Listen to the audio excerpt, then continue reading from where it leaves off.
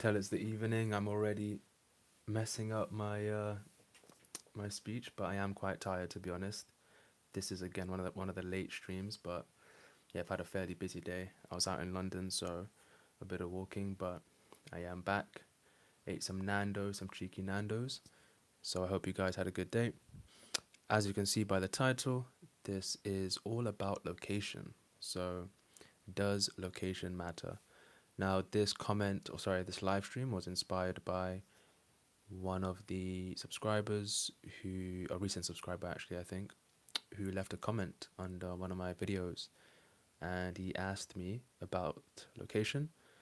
So I thought it would be a good video or a good topic to talk about and to give my perspective on. Since I do believe that this is quite important, although I don't think it's, I think guys maybe overestimate certain aspects of location and they underestimate other aspects. So I'll be a bit more specific as to where I fall on the paradigm when it comes to location. So yeah, I'll just read the comment right now. So the comment was as follows. So it said, "Bro, have you noticed any major difference between dating slash cold approach in the UK versus other places?" Now, obviously, he mentioned dating slash cold approach. So obviously, there's the dating aspect, which is, you know, what's it like to date different girls from different places in different parts of the world beyond just approaching. And then, of course, there's the approach side of things where, people will obviously wonder if there are differences in terms of, let's say, how effective cold approach is in different places. So, yeah, it's important to make a distinction there, although the two are correlated and somewhat intimately linked. But it is important to make a bit of a distinction there. And by the way, if you guys are watching, feel free to drop the video a like. That'll be really appreciated. But yeah, so let's just give some, or let me just give some context as to, where I've been so far because I'm I'm giving my opinion and my beliefs based on what I've experienced so far. And I've done cold approach for about a year and a half, or just over a year and a half.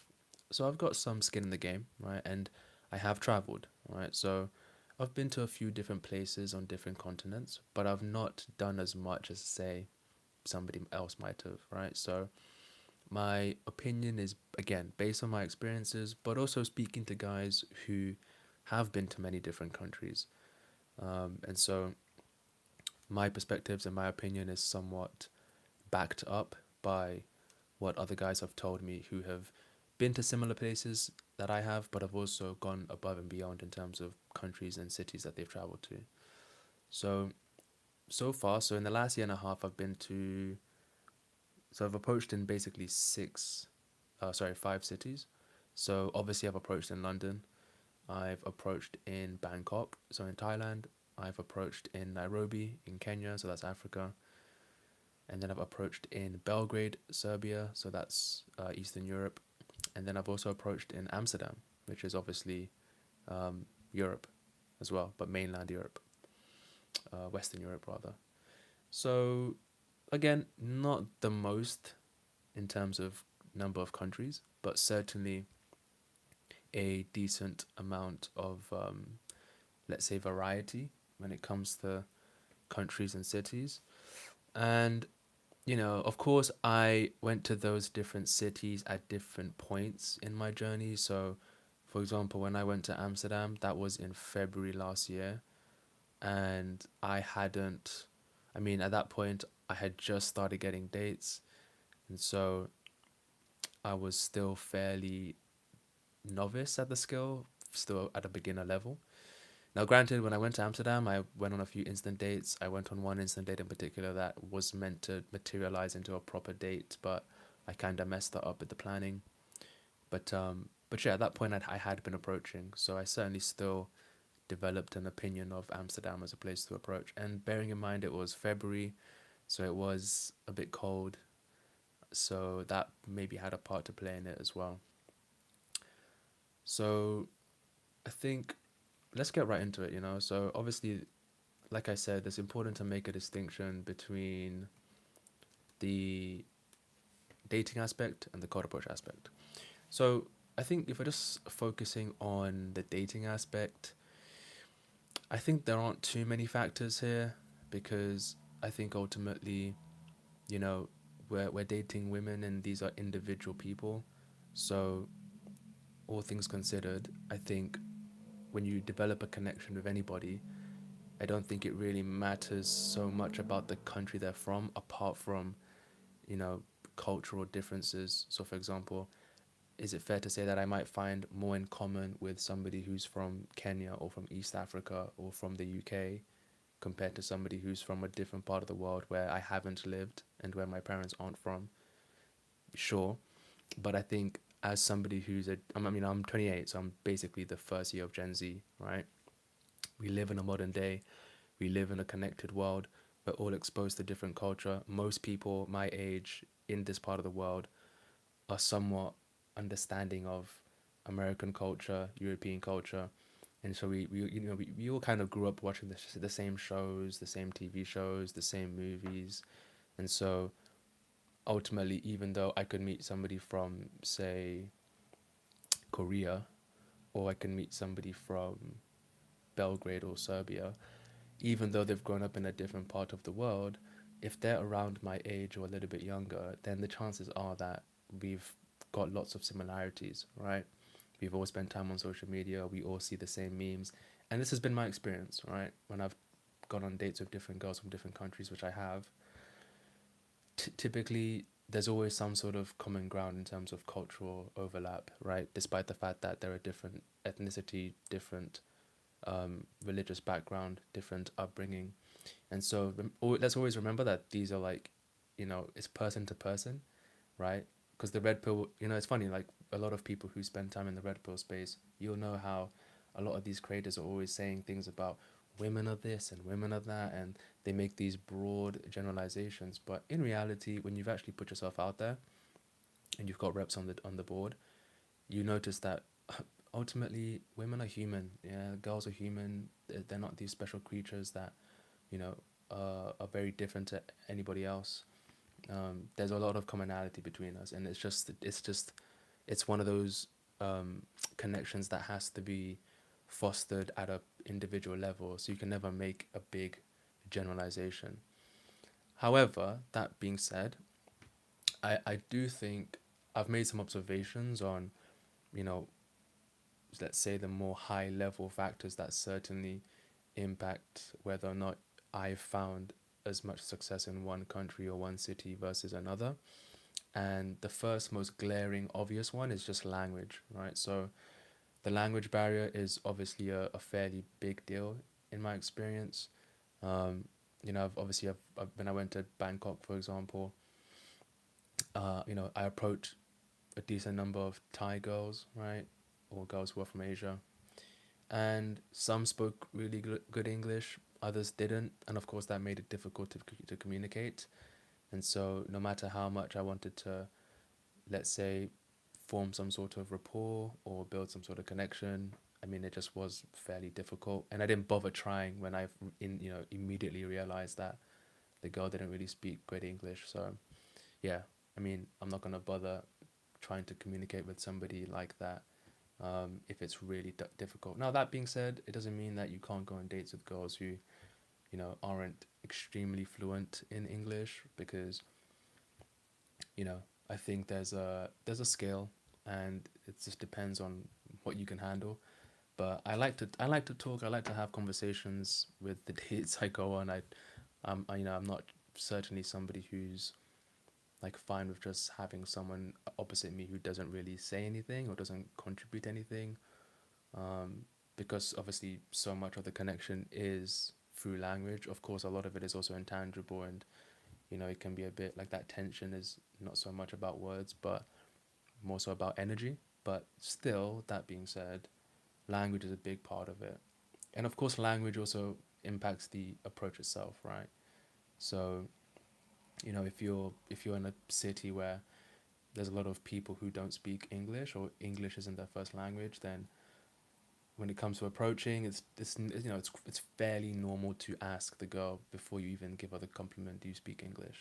Just to get that out the way.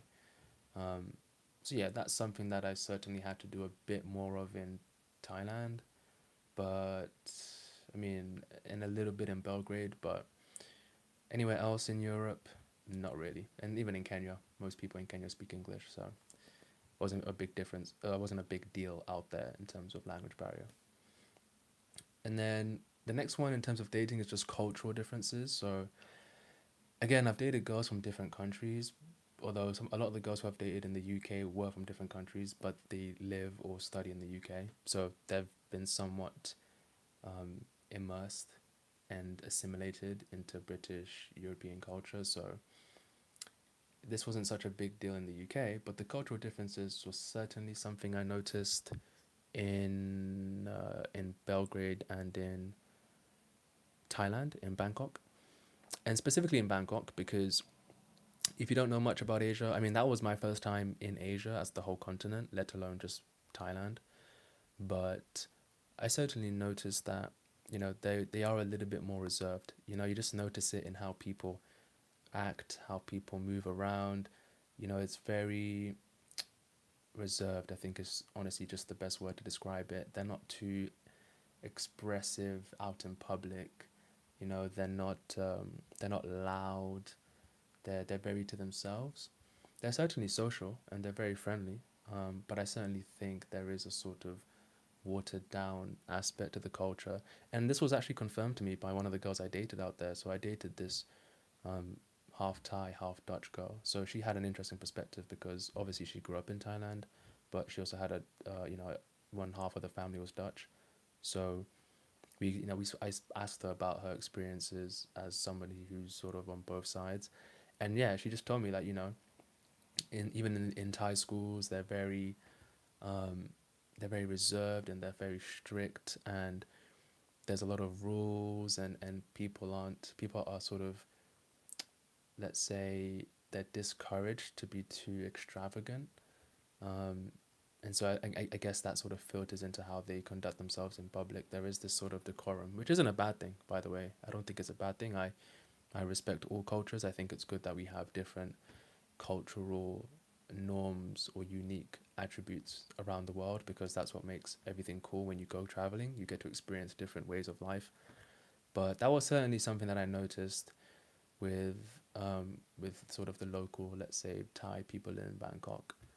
But again, even with that being the case, the girl I dated, like she was very bubbly. Okay, to be fair, she considered herself introverted, but at the same time, she had like a very bubbly side, outgoing side, which I loved as well. So, I mean, again, like I said, it's like a person to person basis, right? There are these cultural norms that certainly have a population level impact, but we don't want to get too nerdy about it because ultimately people are unique and people are humans. And yeah, once you meet people, there are certainly people who will break the mold, people who aren't, let's say, the average, which is always, which is ironic and funny because obviously with Code Approach, what we're teaching here, what I'm teaching here, what I'm trying to convey to anybody who's listening and anybody who's out there approaching or is considering to approach is the fact that this is a unique skill, and this is for people who don't want to be average. This is for people who don't settle for average. This is for people who go above and beyond to experience what most people don't experience because, let's say, most people don't want to take the risk for whatever reason.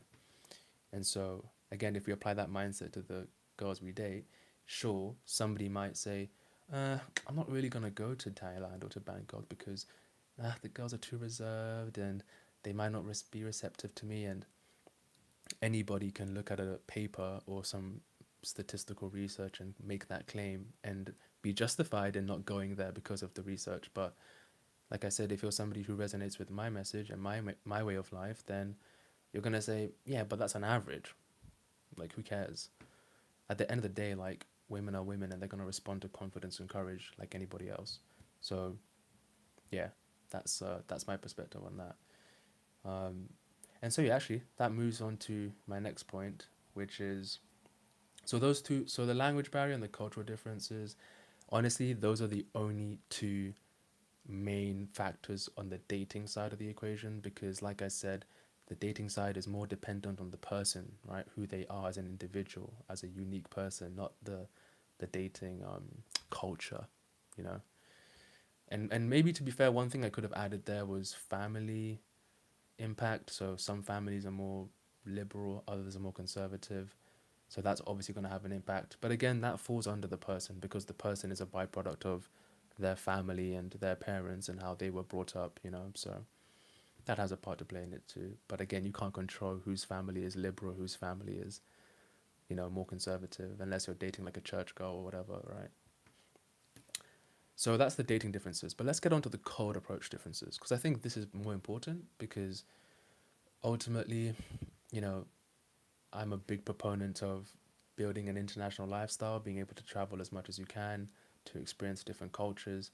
And of course, this has a big impact on, you know, how the approaching, how approach is received and how effective you can get at approach depending on the city you either live in or depending on the cities you visit on holiday. And so the most important factor when it comes to cold approach across different continents and cities is population density. So I am someone who lives in a fairly small town of I think it's a population of 200,000. Actually, I think it's even less. I think it's 100,000 really. And it's a very small town and it's also not that dense, right? So it's sure it's 100,000 people, but it's over a fairly large um, like radius or area. And also, most people here are it's a town. It's sort of more family orientated rather than like a dense metropolitan youthful city. So that of course plays a massive factor, right? Because in my town center, if I wanted to approach or do like a session, you can't really do much because it's so small. The footfall is low. You'll find yourself going around in circles if you stay out for too long, and I don't want to be doing that. And so there are limited opportunities. And of course, it's a small town, so at some point, if I was to keep on approaching here, then I would just bump into the same people.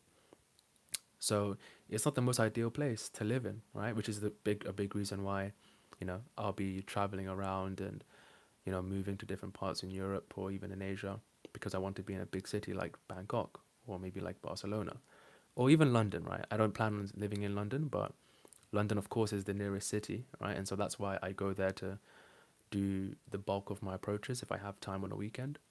And that's where I've gotten most of my results. So population is important because you just need more footfall, more people to approach.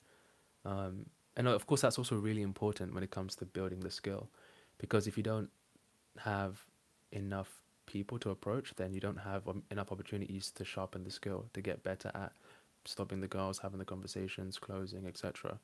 So you want to be in a place where you know you're constantly um, able to just like rep out the skill because a big part of learning or a big part of the learning curve is being comfortable with the failure aspect. And it's hard to do that in a small town where, you know, at the start of your journey, you're probably going to suck or you won't be that good.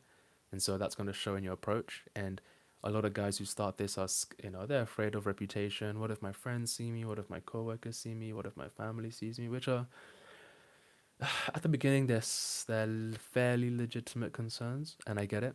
But as you get better, you know, you don't really care about it anymore.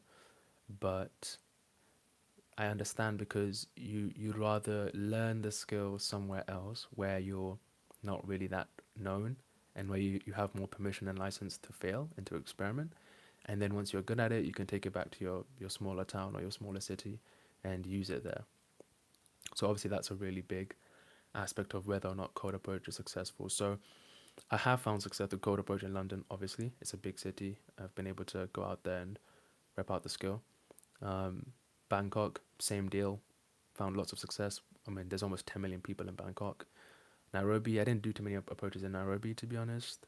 But if I wanted to, I could have. And yeah, again, lots of people there, big city. Belgrade, not the biggest city, but still a city, still millions of people. Um, and so yeah, again, a good place to approach, right? Plenty of opportunities. And then Amsterdam as well, right? So Amsterdam was a pretty nice place to approach in terms of population density. And density is important, right? Because density is what allows you to go in again and again without leaving too much distance in between approaches or too much time. Because I mean, and I think to be honest with you, London probably is the best city in that sense. And this actually ties to my next point, which is the layout and the walkability of the city. Because a good comparison would be London versus Bangkok, because London and Bangkok actually have similar population numbers, and I don't know about population density because I'm not entirely sure about the square meter area of the two cities and how they compare to each other. But they have a similar population level. However, I think London is actually way better for approaching, and the reason why is because London is perfectly laid out in terms of how easy it is to walk from different parts of the city.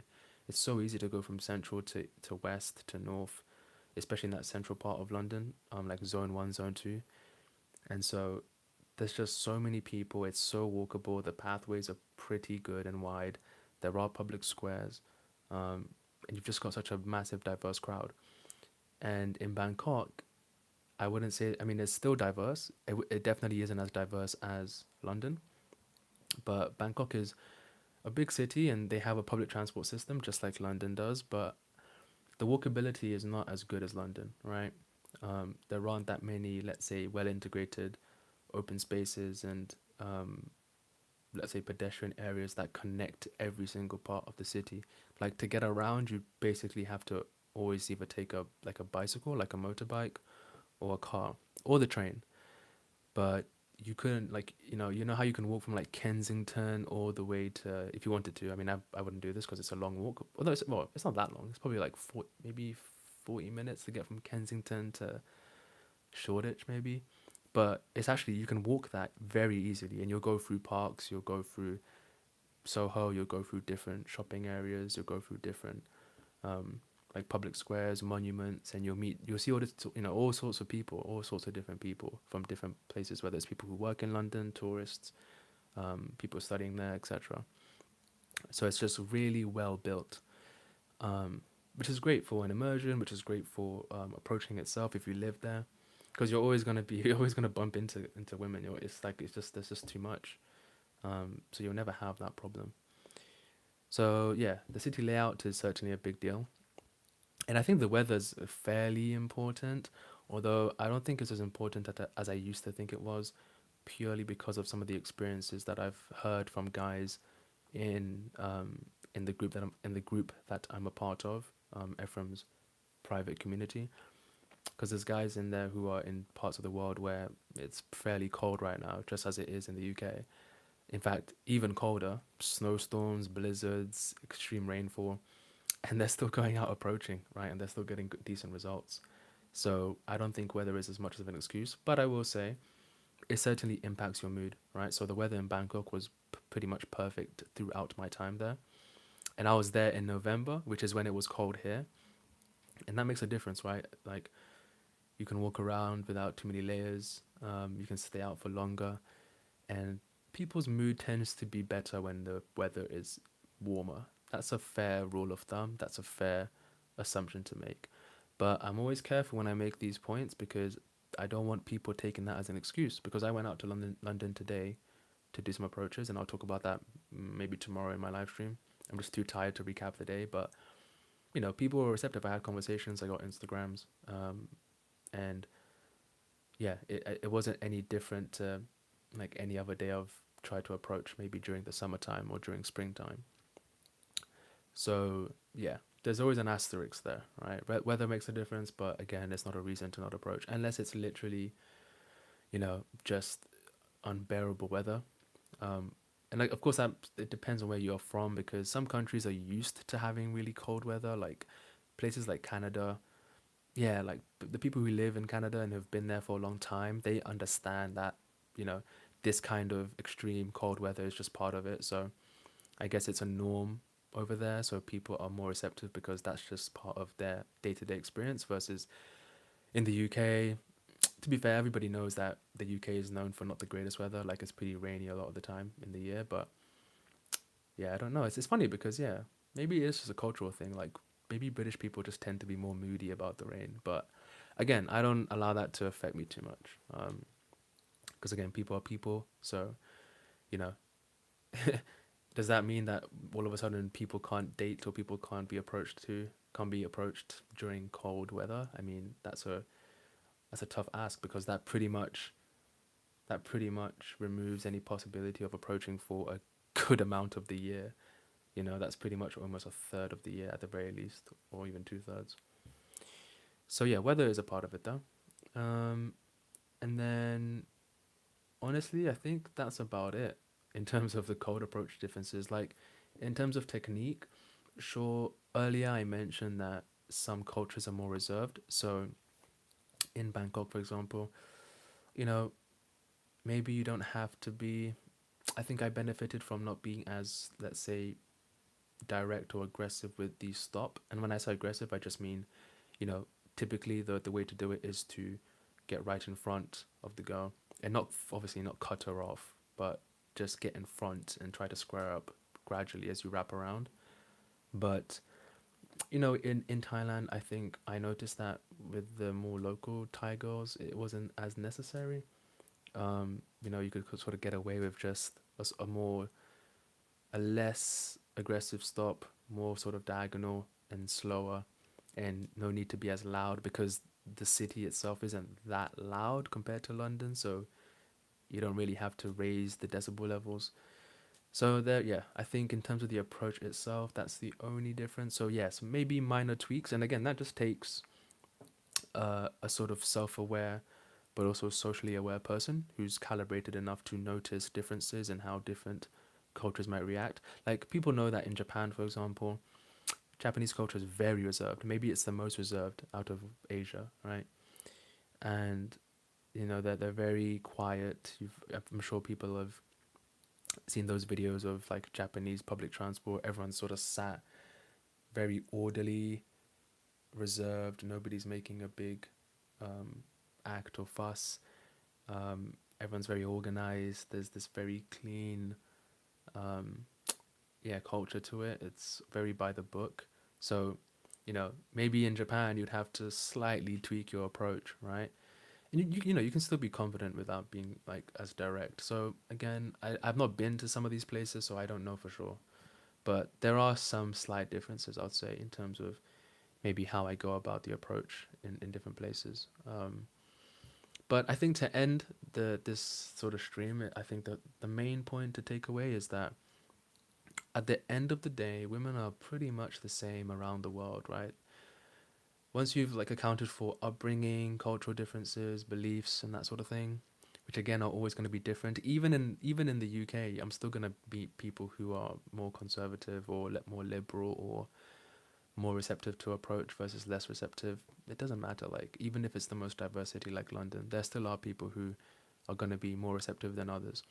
So in general, based on my experiences, at the end of the day, they respond to courage and they respond to confidence. Yeah, if you're confident and courage, and you have something about you, and you believe in yourself, and you have a good level of self worth, not perfect, but you are confident in enough in yourself to believe that you can get these girls on dates, you can give them a good time, share a good romantic experience with them, and you're able to communicate that through your approach in a direct, respectful way that obviously prioritizes her safety and her feelings fairly, let's say, comfortable, because we don't want to we don't want to startle the girls, we don't want to make them feel uncomfortable, we want to be very obvious with what we're doing. So if you can do that through good technique and then you have the inner game part sorted, then any girl anywhere is going to respond well to you, assuming that they can speak good English or whatever language you're from or whatever language you speak. So yeah, I think that's the main takeaway. You know, there are differences, but I wouldn't put too much emphasis on them because that can just be another self-limiting belief. That can just be another barrier there's guys in my comments who have said things like, "Yeah, but I'm East African or I'm from this country, and girls don't like guys who look like me because of my race." And I think, if you believe it to be true, then it becomes true, right? Everything you believe becomes a projection onto the world, and your reality starts to reflect what you think about yourself and the, let's say, disadvantages that you have. But as I've said before, there are many examples of people who look like you, sound like you, from the same country as you, from the same region as you, who get better results. They get the results that you claim aren't available to you based on how you look. So how does that work, right?